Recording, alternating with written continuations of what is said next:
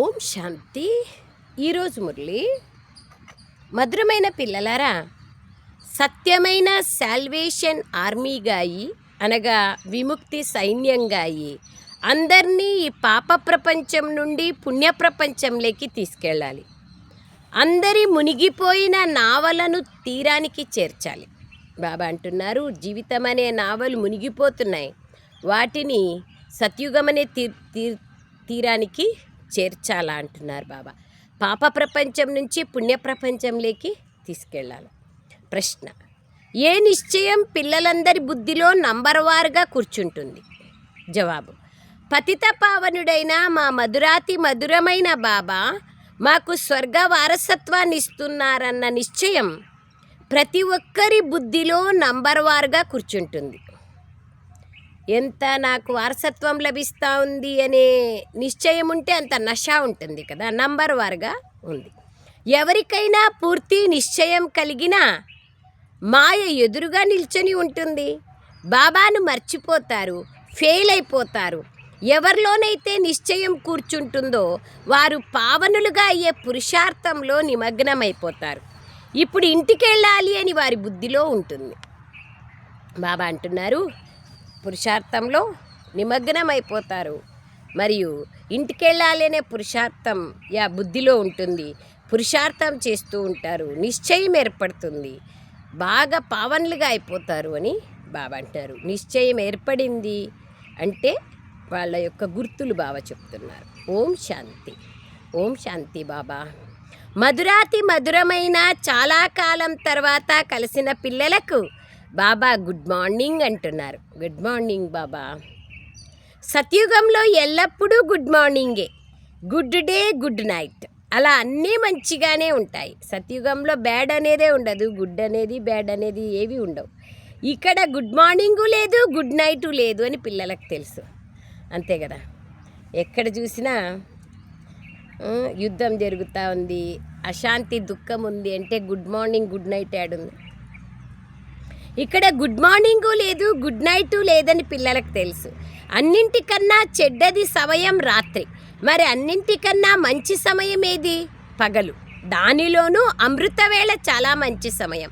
మీ ప్రతి సమయము మంచిదే. ఈ సమయంలో మేము యోగేశ్వరులుగా ఉన్నామని పిల్లలకు తెలుసు. ఈశ్వరుడు మీకు తండ్రి, వారు వచ్చి యోగాన్ని నేర్పిస్తున్నారు. అనగా పిల్లలైన మీకు ఒక్క ఈశ్వరునితో యోగం ఉంది. పిల్లలైన మీకు యోగేశ్వరుడు జ్ఞానేశ్వరుడు అయిన తండ్రి గురించి తెలిసింది. యోగము జోడించిన తర్వాత బాబా మీకు మొత్తం చక్రమంతటి జ్ఞానాన్ని అర్థం చేయిస్తారు. తద్వారా మీరు కూడా జ్ఞానేశ్వరిగా అవుతారు. స్వమానమేమి ఈరోజు జ్ఞానేశ్వరిని. బాబా ద్వారా నేను యోగం జోడించి యోగేశ్వరిగా అయిపోతాను. బాబా అంటున్నారు, ఈశ్వరుడైన తండ్రి వచ్చి పిల్లలకు జ్ఞాన యోగాలను నేర్పిస్తున్నారు. ఆ ఈశ్వరుడెవరు? నిరాకారుడైన తండ్రి. ఇప్పుడు బుద్ధిని ఉపయోగించండి. గురువుల మతాలు ఎన్ని ఉన్నాయి? కృష్ణునితో యోగాన్ని జోడించండి అని కొందరంటారు. అతడి చిత్రాన్ని కూడా ఇస్తారు. కొందరు సాయిబాబాను, కొందరు మెహర్ బాబాను, కొందరు ముసల్మాన్లను, కొందరు పారసీలను, అందరినీ బాబా బాబా అని పిలుస్తూ ఉంటారు. అంతా భగవంతుడే భగవంతుడు అని అంటారు. మనిషి భగవతిగా ఎలా కాగలరు?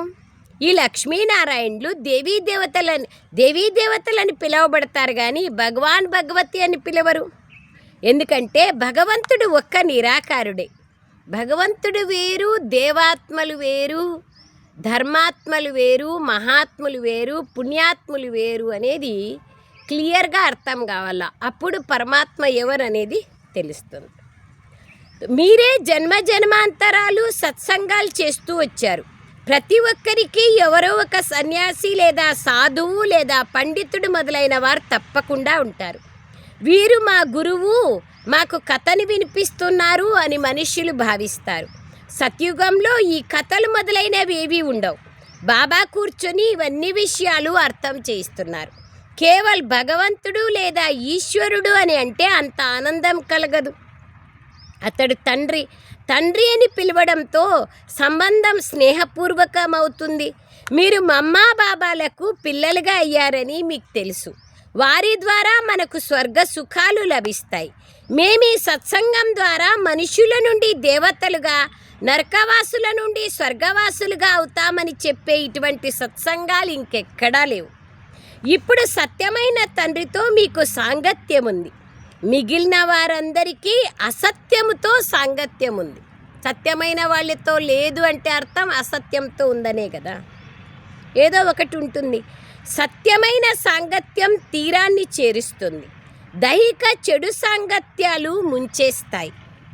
ఆత్మాభిమానిగా, దేహీ అభిమానిగా అవ్వండి అని బాబా అంటారు.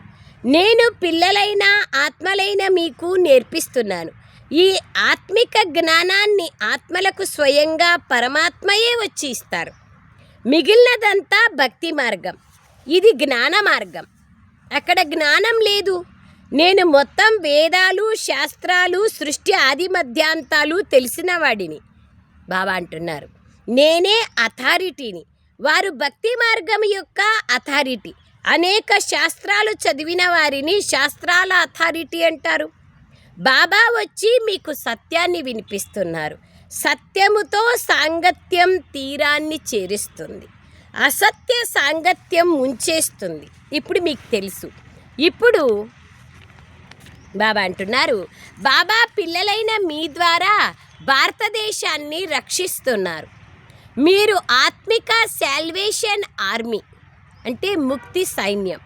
మీరు శాల్వేస్ చేస్తారు. స్వర్గంగా ఉన్న భారతదేశం ఇప్పుడు నరకంగా అయిందని, మునిగిపోయిందని బాబా అంటున్నారు. అంతేకాని సముద్రం కిందికి వెళ్ళిపోయింది అని కాదు. వెళ్ళిపోతే మళ్ళీ అది బయటకు వస్తుంది కాదు. లోపలికి పోయిండే వస్తువు ఏ మార్పులు లేకుండా ఎలా ఉంటుంది? అసంభవం. మీరు సత్వప్రధానం నుండి తమోప్రధానంగా అయ్యారు. సత్య త్రేతాయుగాలు సత్వప్రధానంగా ఉంటాయి. ఈ ప్రపంచమే ఒక పెద్ద నావ. మీరు ఈ నావలో కూర్చున్నారు. ఇది పాప ప్రపంచం. ఎందుకంటే ఇక్కడ అందరూ పాపాత్మలే ఉన్నారు. నిజానికి గురువు ఒక్కడే. అతడి గురించి ఎవ్వరికీ తెలియదు. ఎల్లప్పుడూ ఓ గాడ్ ఫాదర్ అని అంటారే కానీ గాడ్ ఫాదర్ మరియు ప్రిసెప్టర్ అని అన్నారు. ఎట్లా అంటారు? దేవాది దేవ అంటారు కానీ జగద్గురువు అని ఎవరిని అనరు. కేవలం తండ్రినే అంటారు. అతడు పతిత పావనుడు. మరి తప్పకుండా గురువుగా కూడా అవుతారు కదా. భగవంతుడినే గురు బ్రహ్మ, గురు విష్ణు, గురుదేవో మహేశ్వర అని చెప్తారు కదా. తో పరమాత్మ ఎవరు? ఆయనే సర్వ సంబంధాల సారాన్ని ఇచ్చేవారు. సర్వుల పతిత పావనుడు, సద్గతి దాత ఒక్క బాబానే. ఈ పతిత ప్రపంచంలో ఎవ్వరూ పతిత పావనులుగా, సద్గతి దాతలుగా కాలేరు. ఇక్కడ ఎంత కల్తీ ఉంది, అవినీతి ఉంది. ఇప్పుడు నేను కన్యల ద్వారా, మాతల ద్వారా అందరినీ ఉద్ధరిస్తాను. బాబా ఏమంటున్నారు చూడండి. మాతల్ని, కన్యల్ని సమాజంలో వీళ్ళేమిటికి పనికిరారు అని చెప్తే బాబా 1936లోనే మాతల ద్వారా, కన్యల ద్వారా ఈ యొక్క సంస్థని ఎస్టాబ్లిష్ చేసి నారి నరకానికి ద్వారం కాదు స్వర్గానికి ద్వారమని చెప్పారు. బ్రహ్మకుమారి కుమారులైన మీరంతా సోదరి సోదరులు. లేకపోతే మీకు తాత నుండి వారసత్వం ఎలా లభిస్తుంది? వారి నుండి 21 తరాలు అనగా స్వర్గ రాజ్యం వారసత్వంగా లభిస్తుంది. ఇక్కడ సంపాదన చాలా ఉన్నతమైనది. ఇది సత్యమైన తండ్రి ద్వారా లభించే సత్యమైన సంపాదన. బాబా ద్వారా అవినాశీ సంపాదన, జతలో వచ్చే సంపాదన లభిస్తుంది. బాబా తండ్రి, టీచర్ మరియు గురువు కూడా. వారు ప్రత్యక్షంగా చేసి చూపిస్తారు. అంతేగాని గురువు చనిపోతే శిష్యుడు అతని గద్దీపైన కూర్చున్నట్లు కాదు. వారు దైహిక గురువులు, వీరు ఆత్మిక గురువు. ఈ విషయాలు బాగా అర్థం చేసుకోవాలి. ఇవి పూర్తిగా కొత్త విషయాలు. మనల్ని మనుష్యులు ఎవరూ చదివించడం లేదని మీకు తెలుసు. మనల్ని జ్ఞానసాగర్లు, పతిత పావనుడు అయిన శివబాబా ఈ శరీరం ద్వారా చదివిస్తున్నారు. బ్రహ్మ శరీరం ద్వారా మీ బుద్ధి శివబాబా వైపుకు వెళ్తుంది. ఆ సత్సంగాలలో బుద్ధి మనుషుల వైపుకు వెళ్తుంది. మనుషులు కనపడతా ఉంటారు కదా, అవన్నీ భక్తి మార్గానికి చెందినవి. నీవే తల్లివి తండ్రివి, మేము మీ పిల్లలము అంటారు. మరి అతడు ఒక్కడే కదా. నేనొచ్చి మిమ్మల్ని నావారిగా ఎలా చేసుకుంటాను? నేను మీ తండ్రిని కావున ఇతని తనువుని ఆధారంగా తీసుకుంటాను. ఈ బ్రహ్మ నా స్త్రీ కూడా, నా భార్య కూడా. చూడండి ఎట్లా కావాలనో పూర్ణ రీతి బాబా పైన అధికారం ఉంది కాబట్టి ఎట్లా కావాలనో చెప్తారు. లాంగ్ బూట్ అంటారు, గ్రేట్ గ్రేట్ గ్రాండ్ ఫాదర్ అంటారు, నా భార్య అంటారు, ఈయన పేరు వేసేసినారు నా పేరుకు బదులుగా అంటారు, ఈయన ద్వారా మీ పాపాలు పోవు అంటారు. అధికారికంగా మాట్లాడతారు. ప్రేమ ఉంది కదా. అలాగే సంతానం కూడా సాక్రిఫైస్ అయినారు కదా. ఎంత సాక్రిఫైస్, సంపూర్ణ సర్వస్వ త్యాగి బాబా, బ్రహ్మ బాబా. ఇతడి ద్వారా శివబాబా పిల్లలను దత్తు తీసుకుంటారు. కావున ఇతడు పెద్ద తల్లి అయినారు. చూడు, ఫస్ట్ ఒక్క సెంటెన్స్లోనే ఈయన నా భార్య అయినారు, ఈయన మీకు పెద్ద తల్లి అయినారు. ఇతడికి తల్లి ఎవరూ లేరు, బ్రహ్మబాబాకి శివబాబానే తల్లి తండ్రి. సరస్వతిని జగతంబ అంటారు. తనని మిమ్మల్ని సంభాళించేందుకు నిమిత్తం చేయడం జరిగింది. మాతల్ని సంభాళించేందుకు మాతలే కావాలి కదా. సరస్వతి జ్ఞానేశ్వరి, తాను చిన్న తల్లి వంటిది. ఇవి చాలా గుహ్యమైన విషయాలు. వారు స్కాలర్షిప్ను తీసుకుంటారు, మీరు గౌరవార్థంగా పాస్ అవ్వాలి. లక్ష్మీనారాయణలు అలా పాస్ అయ్యారు, గౌరవార్థంగా పాస్ అయ్యారు. వారికి అందరికన్నా పెద్ద స్కాలర్షిప్ లభించింది. వారికి ఏ శిక్షలు పొందాల్సిన అవసరం లేదు. ఎంత వీలైతే అంత స్మృతిలో ఉండండి అని బాబా అంటారు. దీనిని భారతదేశ ప్రాచీన రాజయోగం అంటారు. మీకు నేను సర్వ వేద శాస్త్రాల సారాంశాన్ని వినిపిస్తున్నాను. నేను మీకు రాజయోగాన్ని నేర్పించాను. దీని ద్వారా మీరు ప్రాలబ్ధాన్ని పొందారు. మళ్ళీ జ్ఞానం సమాప్తమైపోతుంది. మరి అది పరంపరగా ఎలా వస్తుంది? అక్కడ శాస్త్రాలు మొదలైనవి ఏవీ లేవు. సత్యుగంలో ఎక్కడుంటాయి శాస్త్రాలు? ఇస్లాములు, బౌద్ధులు మొదలైన ఇతర ధర్మాల వారి జ్ఞానం ప్రాయలోపం అవ్వదు. మళ్ళీ మహమ్మద్ ప్రవక్త వస్తారు, ఆ ధర్మాన్ని స్థాపన చేస్తారు. తర్వాత బుద్ధుడు వస్తారు, బౌద్ధ ధర్మాన్ని స్థాపన చేస్తారు. ప్రాయలోపం అయ్యేది ఉండదు, వేరే ధర్మంలోకి కన్వర్ట్ అయ్యేది ఉండదు. అది పరంపరగా వస్తుంది. అది అందరికీ తెలుసు. నేను మీకు ఏ జ్ఞానాన్నైతే వినిపిస్తానో దాని గురించి ఎవరికీ తెలియదు. తెలిస్తే ఇంకా ఆయన రావాల్సిన అవసరం ఏముంది? భారతదేశం దుఃఖమయంగా మారిపోయింది. నేనొచ్చి దానిని సదా సుఖమయంగా తయారు చేస్తాను. నేను సాధారణ తనువులో కూర్చొని ఉన్నాను. మీ బుద్ధి యోగం బాబాతో ఉండాలి. ఏమన్నారు బాబా? నేను సాధారణ తనువులో ఉన్నాను, కానీ ఈ తనువుతో మీకు బుద్ధియోగం ఉండకూడదు. బుద్ధియోగం శివబాబాతో ఉండాలి. బ్రహ్మబాబా అంటున్నారు. ఆత్మిక తండ్రి పరంపిత పరమాత్మ, పిల్లలందరికీ వారి తండ్రి. అందరూ వారికి పిల్లలు అవుతారు కదా. ఆత్మలందరూ ఈ సమయంలో పతితులుగా ఉన్నారు. నేనిప్పుడు మీకు ప్రత్యక్షంగా వచ్చాను. పిల్లలారా, వినాశం మీ ముందు నిల్చొని ఉంది. ఇవన్నీ కాలిపోతాయని మీకు తెలుసు. అందరి శరీరాలు అంతమైపోతాయి. ఆత్మలందరూ తిరిగి ఇంటికి వెళ్ళాలి. అంతేకాని ఆత్మలు బ్రహ్మలో లీనమవ్వవు. జ్యోతి జ్యోతిలో కలిసిపోదు. బ్రహ్మ సమాజం వారు జ్యోతిని వెలిగిస్తారు. దాన్ని బ్రహ్మ మందిరం అంటారు. వాస్తవానికి అక్కడ ఉన్నది బ్రహ్మ మహాతత్వం. అక్కడ ఆత్మలన్నీ ఉంటాయి. నిజానికి అదే మన మొదటి మందిరం. బ్రహ్మ మహాతత్వం, శివబాబా ఉండే ఇల్లు, అదే సత్యమైన శివుడు ఉండే నివాస స్థానం, మొదటి మందిరం. పవిత్ర ఆత్మలు అక్కడ ఉంటాయి. ఈ విషయాలను మనుష్యులు ఎవ్వరూ అర్థం చేసుకోలేరు. ఇప్పుడు మీరు జ్ఞానేశ్వరీలు. మళ్ళీ జ్ఞానం మళ్ళా గుర్తు చేపిస్తున్నారు. మళ్ళీ మీరే యోగేశ్వరులుగా, తర్వాత రాజరాజేశ్వరులుగా అవుతారు అని జ్ఞానసాగరుడైన బాబా అర్థం చేయిస్తున్నారు.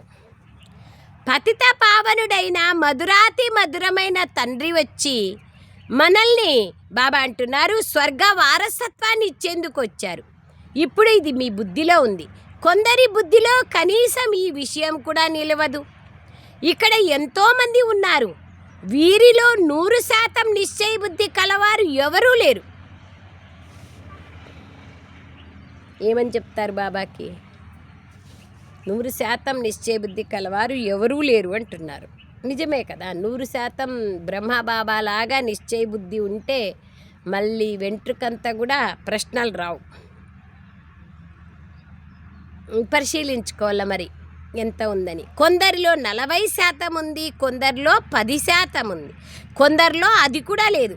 బాబా 40 చెప్పారు, 60, 80 చెప్పలేదు. ఆలోచించే విషయం. నిశ్చయం లేని వాళ్ళు చాలామంది ఉన్నారు. వారు పూర్తిగా ఫెయిల్ అయిపోతారు. తప్పకుండా నంబర్ వారుగా ఉన్నారు. నిశ్చయం కలగాలని ప్రయత్నం చేస్తూ ఉంటారు. నిశ్చయం కలిగినా ఎదురుగా మాయ నిల్చొని ఉంది. బాబాను మర్చిపోతారు. నేను పూర్తి భక్తునిగా ఉన్నాను, 63 జన్మలు భక్తి చేశాను అని బ్రహ్మ కూడా చెప్తున్నారు. నా వలే మీరు కూడా 63 జన్మలు భక్తి చేశారు. 21 జన్మలు సుఖాన్ని పొందారు సత్యత్రేతాయుగాలలో. మళ్ళీ భక్తులుగా అయ్యారు. భక్తి తర్వాత వైరాగ్యం. సన్యాసులు కూడా జ్ఞానము, భక్తి మరియు వైరాగ్యం అని అంటారు కదా. వారికి తమ ఇల్లు వాకిళ్ళ పైన వైరాగ్యం కలుగుతుంది. సన్యాసీలకు కరెక్ట్ టైంలో అమ్మా నాన్న దగ్గర జన్మ తీసుకునే వరకే కొంచెం సమయం అయితేనే వాళ్ళ బుద్ధిలో వైరాగ్యం వచ్చేస్తుంది.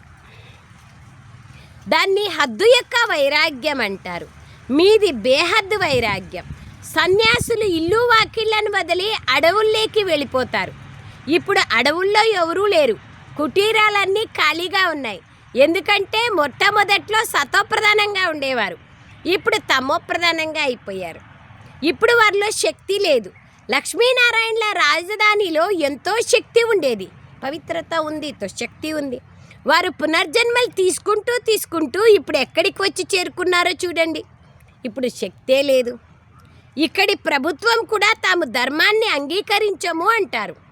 ధర్మంలోనే ఎంతో నష్టం ఉంది, కొట్లాడుకుంటూ ఉంటారు అని భావిస్తారు. ఇప్పుడు చూడండి, ఇజ్రాయిల్ గాజా దేశం యొక్క యుద్ధము ఇప్పుడు ఇరాన్ ఇజ్రాయిల్తో యుద్ధం అయిపోయింది. ఇప్పుడు మళ్ళీ ఇరాన్ యుద్ధం అమెరికాతో యుద్ధం అయిపోయింది. చూడండి ఎట్లెట్లా పరివర్తన అవుతా ఉందో చూడండి. మత యుద్ధాలు కదా ఇవన్నీ, మతాల పేరుతోనే యుద్ధం.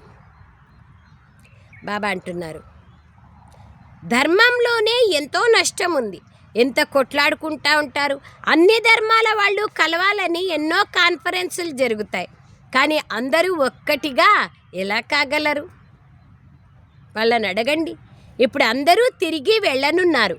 బాబా వచ్చారు. ఈ ప్రపంచం ఇప్పుడు శ్మశానంగా మారనున్నది. ఇది వెరైటీ ధర్మాల వృక్షం. ఇది ఎప్పుడూ ఒక్కటిగా కాదు. వారు ఏమీ అర్థం చేసుకోరు. భారత ఖండంలో ఒకే ధర్మం ఉంటుంది. వారిని అద్వైత మతం కల దేవతలు అని పిలుస్తారు. ద్వైతం అనగా దైత్యులు. అండర్లైన్. ఎక్కడ ద్వైతం ఉంది అంటే అక్కడ దైత్యులనే అర్థం. ఐక్యత లేదు. మీ ధర్మం ఎంతో సుఖాన్నిచ్చే ధర్మం అని బాబా అంటారు. మనము మళ్ళీ పునర్జన్మలు తీసుకొని 84 జన్మలు అనుభవించాల్సి ఉంటుంది. మీకు తెలుసు, మేమే 84 జన్మలు తీసుకున్నామన్న నిశ్చయం మీకుండాలి. మనమే మళ్ళీ వెళ్తాం, ఆ తర్వాత మళ్ళీ మనమే కిందికి వస్తాం. మీరు పూర్తిగా 84 జన్మలు తీసుకున్నారని భారతవాసులకే అర్థం చేయిస్తున్నారు బాబా. ఇప్పుడు ఇది మీ అనేక జన్మల అంతిమ జన్మ. బాబా కేవలం ఒక్కరికి మాత్రమే అర్థం చేయించారు కదా. ఒకరికి అర్థం చేస్తే ఏం లాభము? మొత్తం డినాయిస్టికే అర్థం చేయిస్తారు కదా. మీరు మార్గదర్శకులు, మొత్తం పాండవ సైన్యం మీరు. బాబా అంటున్నారు మొత్తం మీ అందరికీ బాబా అర్థం చేయిస్తున్నారు. మీకు బాబా అంటున్నారు మీరు ఆత్మిక యాత్రను నేర్పిస్తారు. బాబా మనకు నేర్పిస్తారు, మనం ఇతరులకు నేర్పిస్తాం. కావుననే మిమ్మల్ని పాండవ సైన్యము అంటారు. ఇప్పుడు కౌరవులకు రాజ్యం లేదు, పాండవులకు రాజ్యం లేదు. వారు ప్రజలే, మీరు ప్రజలే. కౌరవులు పాండవులు సోదరులని అంటారు. పాండవుల వైపు పరంపిత పరమాత్మ ఉన్నారు. బాబాయే వచ్చి మాయ పైన విజయాన్ని పొందడం ఎలాగో నేర్పిస్తున్నారు. ఆది సనాతన దేవీ దేవత ధర్మానికి చెందిన మీరు అహింసకులు. అహింసో పరమో ధర్మ. కామ వికారంలోకి వెళ్లకుండా ఉండడమే ముఖ్యమైన విషయం. గోవుని సంహరించకుండా ఉండడమే బాబా అంటున్నారు. అంటే గోవుని చంపకుండా ఉండడమే అహింస అని భారతవాసులు భావిస్తారు. కానీ కామ వికారంలోకి వెళ్ళకండి, అదే అన్నింటికన్నా పెద్ద హింస అని బాబా అంటారు. సత్యుగంలో వికారాలే ఉండవు, యుద్ధాలు గొడవలు ఉండవు. ఇక్కడ రెండూ ఉన్నాయి. కామ వికారమే ఆది మధ్యాంతము దుఃఖాన్ని ఇస్తుంది. మీరు మెట్లు దిగుతూ వచ్చారు. భారతవాసులైన మీకోసమే 84 జన్మలు ఉన్నాయి. ఒకప్పుడు లక్ష్మీనారాయణల రాజ్యం ఉండేది. మళ్ళీ మీరు పునర్జన్మలు తీసుకుంటారు. ఒక్కొక్క జన్మ ఒక్కొక్క మెట్టు. ఇక్కడి నుండి మీరు ఒక్కసారిగా పైకి వెళ్తారు 84వ జన్మ నుంచి 1వ జన్మలోకి. బాబా అంటున్నారు ఒక్కసారిగా పైకి వెళ్తారు. 84 జన్మల మెట్లు కిందికి దిగేందుకు మీకు 5000 సంవత్సరాలు పడుతుంది. మళ్ళీ ఇక్కడి నుండి పైకి ఎక్కేందుకు ఒక క్షణం పడుతుంది అంతే. చూడండి ఎక్కేకళ ఎంత ఉల్టా వ్యతిరేకం. మామూలుగా మనం మెట్లు ఎక్కాలంటే చాలా కష్టం, దిగాలంటే సహజం, టైం కూడా తక్కువ. కానీ ఈ సృష్టి రూపీ నిచ్చెన ఎక్కాలంటే కష్టం ఏం లేదు. బాబా వచ్చి సహజం చేస్తున్నారు, తొందరగా ఎక్కుతాం. దిగేకి 5000 సంవత్సరాలు పడుతుంది. మళ్ళీ ఇక్కడి నుండి పైకెక్కేందుకు ఒక క్షణమే. క్షణంలో జీవన్ముక్తి అనే గాయనం ఉంది. తండ్రి ఇస్తున్నారు. ఇప్పుడు అందరూ పూర్తిగా నేలపైన ఉన్నారు. నేలపైన అంటే అంత కిందికి వచ్చేస్తున్నారు. ఇప్పుడు కేవలం నన్నొక్కడే స్మృతి చెయ్యండి అని బాబా అంటారు. ఇప్పుడు నాటకం పూర్తి అయింది, కావున మనం తిరిగి ఇంటికి వెళ్ళాలి. ఇది మీ బుద్ధిలో కూర్చోవాలి. ఇది ఇంపార్టెంట్. బుద్ధిలో కూర్చుంటే మార్పు అనేది జరుగుతుంది. ఇప్పుడు వాపస్ ఇంటికి వెళ్ళాలి అంటే సర్దుకుంటాను, ఏమొస్తుంది నా జతలో అనేది తెలుసుకుంటాను. మనము మన తండ్రిని మరియు ఇంటిని స్మృతి చేయాలి. ఎక్కడికి వెళ్ళాలనో ఆ స్థానాన్ని స్మృతి చేయాలి కదా. మొదట బాబాను స్మృతి చేయండి, వారు మీకు ఇంటి దారిని చూపిస్తారు. తండ్రి స్మృతి ద్వారా వికర్మలు వినాశం అవుతాయి. బ్రహ్మను స్మృతి చేయడం ద్వారా ఒక్క పాపం కూడా వినాశం అవ్వదు. పతిత పావనుడు ఒక్క పరమాత్మయే. వారు పావనంగా ఎలా తయారు చేస్తారో ప్రపంచంలోని వారెవరూ అర్థం చేసుకోలేరు. బాబా వచ్చి తప్పకుండా స్వర్గస్థాపన చేస్తారు కదా. స్వర్గస్థాపకుడు ఆయన అంటే స్వర్గస్థాపన చేస్తారు కదా. బాబా అంటున్నారు నేనొచ్చి స్వర్గస్థాపన చేస్తాను. కావున పిల్లలైన మీరు జయంతిని జరుపుకుంటారు. ఏ గడియలో ఏ తిథి తారీఖుల్లో వచ్చారనేది ఎవరూ చెప్పలేరు. శివబాబా ఎప్పుడొచ్చారో ఎలా చెప్పగలరు? ఎన్నో సాక్షాత్కారాలు జరుగుతూ ఉంటాయి. ఇంతకుముందు మనం సర్వవ్యాపిగా భావించాం, ఆత్మయే పరమాత్మ అని అన్నాం. ఇప్పుడు యథార్థం ఏమిటో తెలిసింది. బాబా దినప్రతిదినము గుహ్యమైన విషయాలను వినిపిస్తూ ఉంటారు. సాధారణంగా ఉన్న పిల్లలైన మీరు ఎంత ఉన్నతమైన జ్ఞానాన్ని చదువుకుంటున్నారు. ఎవ్వరూ చెప్పని జ్ఞానాన్ని బాబా వచ్చి మనకు తెలియచేస్తున్నారు. సర్వ వేద శాస్త్రాల సారాంశము శ్రీమద్ భగవద్గీత. శ్రీమద్ భగవద్గీత యొక్క సత్య సారాంశాన్ని బాబా వచ్చి మనకు చెప్తున్నారు. నష్టమోహ స్మృతి స్వరూప. మోహాన్ని నష్టం చేసుకునేదే బాబా యొక్క జ్ఞానం యొక్క సారం. దానికోసం వైరాగ్యం రావాలి. బేహద్ వైరాగ్యమే జ్ఞాన ధారణకు ఆధారం. తో ఎంత ఉన్నతమైన జ్ఞానాన్ని బాబా చదివిస్తున్నారు.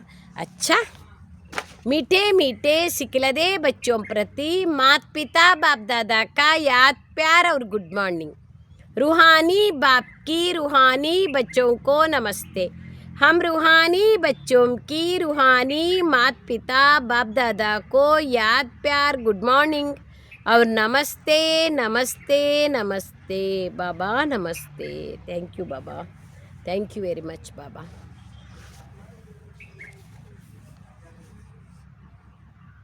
సారాంశం గౌరవార్థంగా పాస్ అయ్యేందుకు, శిక్షల నుండి విముక్తులయ్యేందుకు పురుషార్థం చేయాలి. గౌరవార్థంగాను పాస్ కావాలి, శిక్షల నుంచి కూడా విముక్తులు కావాలి.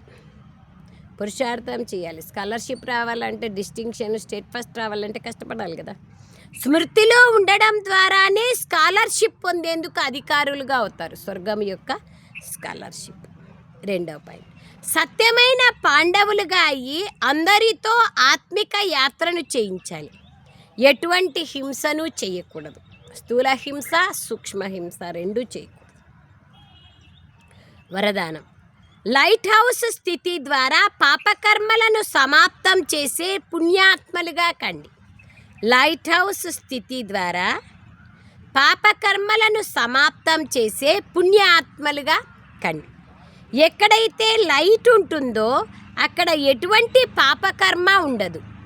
కావున ఎల్లప్పుడూ లైట్ హౌస్ స్థితిలో ఉండడం ద్వారా మాయ ఎటువంటి పాపకర్మను చేయించదు. సదా పుణ్యాత్మగా అయిపోతారు. పుణ్యాత్మ సంకల్పంలో కూడా ఎటువంటి పాపకర్మ చేయజాలదు. ఎక్కడైతే పాపం ఉంటుందో అక్కడ తండ్రి స్మృతి ఉండదు.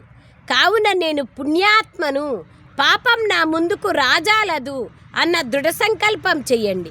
స్వప్నంలో కానీ లేదా సంకల్పంలోనైనా పాపాన్ని రానివ్వకండి. స్లోగన్, ఎవరైతే ప్రతి దృశ్యాన్ని సాక్షిగా చూస్తారో వారే సదా హర్షితులుగా ఉంటారు. అంతే కదా, దాంట్లోకి ఇన్వాల్వ్ అయితే కదా బాధ. సాక్షిగా ఉంటే హర్షితులుగా ఉంటారు. అవ్యక్త సూచన, నిశ్చయం అనే పునాదిని దృఢంగా చేసుకొని సదా నిర్భయంగా నిశ్చింతగా ఉండండి. వివరణ, నిశ్చయ బుద్ధి కల పిల్లలు సదా హర్షితంగా మరియు నిశ్చింతులుగా ఉంటారు. చింత ఉంటే అది సంతోషాన్ని పోగొడుతుంది మరియు నిశ్చింతగా ఉంటే సదా సంతోషం ఉంటుంది. ఏ విషయంలోనైనా ఎలా, ఎందుకు, ఎలా అన్నవి వస్తే అది చింతల వల. చాలామంది ఇలా అంటూ ఉంటారు, నాకే ఎందుకు ఇలా జరుగుతుంది, నాకు ఈ బంధనం ఎందుకు, మాయ నా వెనకే ఎందుకు పడుతుంది, ఎందుకని నా లెక్కాచారం చాలా ఎక్కువగా ఉంది. కనుక ఎందుకు అన్నది రావడం అంటేనే చింతల అల వచ్చినట్లు. ఎవరైతే ఈ చింతల నుండి దూరమై ఉంటారో వారే నిశ్చింతులుగా ఉంటారు. నిశ్చింతులుగా ఉండాలంటే నిశ్చయం అనే పునాది దృఢంగా ఉండాలి. అచ్చా, ఓం శాంతి బాబా. థ్యాంక్ యూ బాబా, థ్యాంక్ యూ.